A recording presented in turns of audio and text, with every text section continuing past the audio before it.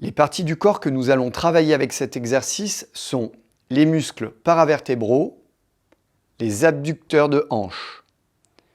Nous allons effectuer une flexion avant pour étirer le dos et les hanches. Pour cet exercice, nous allons utiliser un tapis de sol et en fonction de la difficulté, soit une couverture, un traversin, des briques de yoga ou des livres. Dans l'exercice du papillon allongé, on a positionné sur notre tapis notre traversin. Là, en l'occurrence, c'est une couverture que j'ai roulée.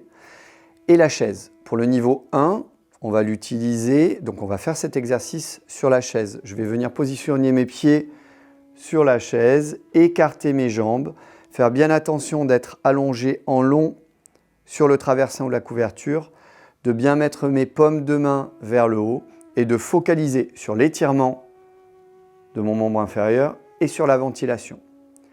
Dans le niveau 2, où on va augmenter la difficulté, on va retirer la chaise, on peut aussi retirer le traversin et à ce moment-là, l'objectif, ça va être d'être allongé sur le tapis en focalisant l'attention sur le bassin, qu'il soit bien en contact avec le sol, de relâcher complètement notre corps et jouer sur l'amplitude et l'ouverture du membre inférieur.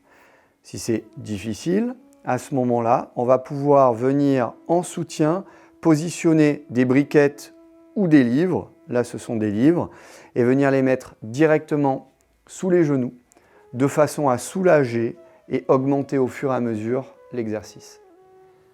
Avant de commencer, n'oubliez pas, au moins 1 minute et 3 minutes au mieux. À ce moment-là, je vais décider de changer d'exercice et de vous présenter l'évolution de l'exercice. Je n'ai plus besoin de la chaise, je l'enlève. Et je n'ai plus besoin de mon traversin ou de ma couverture, je l'enlève aussi. Je reviens me mettre en position. La phase évolutive du papillon allongé, les pieds en contact, le bassin bien en contact avec le sol. Je vais utiliser mes bras pour descendre doucement, je peux même poser les coudes, de façon à trouver une position très confortable. Et comme tout à l'heure, en focalisant bien sur le contact du bassin sur le sol, je vais me concentrer sur l'étirement du membre inférieur. Je n'oublie pas de bien relâcher tout mon corps, la position des paumes de main vers le haut. Je prends pleine conscience de l'environnement, donc je vais essayer de ne pas fermer les yeux au début.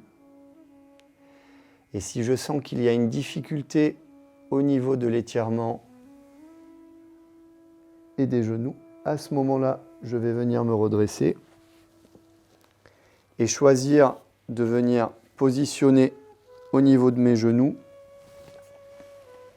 ces livres qui vont me permettre d'assurer un certain contact et d'augmenter le confort de l'exercice.